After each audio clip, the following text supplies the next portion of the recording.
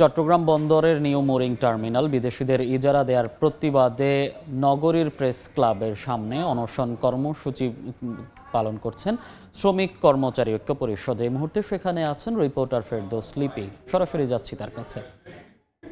চট্টগ্রাম বন্দরের যে new mooring container terminal সহ অন্যান্য যে স্থাপনা সেগুলো যেন বিদেশি কিংবা দেশি কোনো প্রতিষ্ঠানকে ইজারা দেওয়া না হয়, তার প্রতিবাদে সকাল ৯টা থেকে শ্রমিক কর্মচারী ঐক্য পরিষদ প্রেস ক্লাবের সামনে এই যে গণ অনশন কর্মসূচি সেটা শুরু করেছেন। এবং আপনারা জানেন যে বন্দর ইজারা দেওয়ার প্রতিবাদে প্রায় মাস দুয়েক ধরে কিন্তু বিভিন্ন শ্রমিক ছাত্র সংগঠন সহ বিভিন্ন সংগঠন কিন্তু ধারাবাহিকভাবে আন্দোলন করছে এবং শ্রমিক কর্মচারী ঐক্য পরিষদও আমরা দেখেছি যে বিক্ষোভ মিছিল সমাবেশ সহ নানা ধরনের কর্মসূচি কিন্তু তারা মাস দুয়েক ধরে করে আসছে। এবং আজকে তারা এই যে গণ অনশন কর্মসূচি সেটা সকাল ৯টা থেকে ৪টা পর্যন্ত পরিচালনা করবে বলে এখানকার যারা নেতৃবৃন্দ আছেন তারা আমাদেরকে জানিয়েছেন। এবং এখানে এই মুহূর্তে যে সংগঠনের নেতাকর্মীরা আছেন তারা বক্তব্য দিচ্ছেন এবং তারা বক্তব্য বলছেন যে চট্টগ্রাম বন্দর হচ্ছে দেশের অর্থনৈতিক প্রধান স্বর্ণদ্বার বা প্রবেশদ্বার। সে বন্দর যদি ইজারা দেওয়া হয় তাহলে কিন্তু দেশের নিরাপত্তা,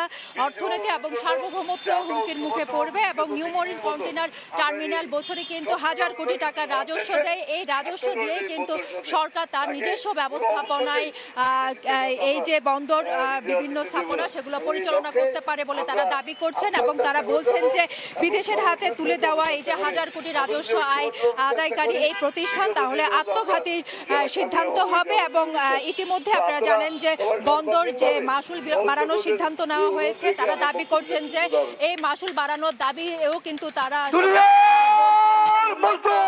যে বিদেশিদের যে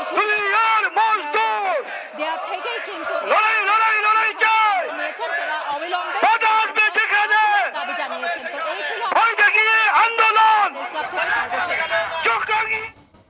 সরাসরি যুক্ত ছিলাম চট্টগ্রাম থেকে।